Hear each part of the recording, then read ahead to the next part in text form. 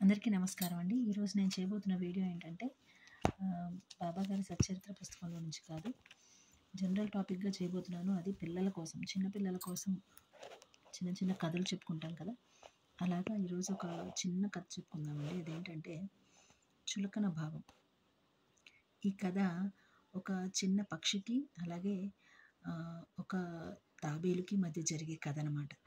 ఏంటంటే పక్షి తను చిన్న చిన్న పుల్లల్ని ఎక్కడో ఒక చోట నుంచి ఏరుకొచ్చుకొని ఒక చిన్న ఇల్లు కట్టుకుంటుంది కదండి, గూడు కట్టుకుంటుంది. కానీ తాబేలుకి అలాంటి గూడు లాంటిది ఏమీ ఉండదు. ఎందుకంటే దాని శరీరం మీదే ఒక ఒక షెల్ లాంటిది, ఒక చిన్న ఒక గూడు లాంటిది ఏర్పడిన లాంటిది ఉంటుంది.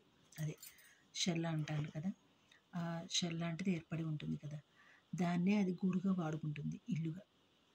అయితే ఒకరోజు ఈ పక్షి ఈ తాబేలు మాట్లాడుకుంటున్న క్రమంలో, నీ ఇల్లేంటి ఇలా ఉంది, పెద్ద గాలి వస్తే వాన వస్తే కొట్టుకుపోతుంది కదా, నా ఇల్లు చూడు ఎంత గట్టిగా ఉందో, నా వీపు మీదే ఉంది నా ఇల్లు, చాలా గట్టిగా ఉంది, నీకు ఏమాత్రం కట్టుకోవడం కూడా రాదా అని తాబేలు ఎక్కిరిస్తుంది.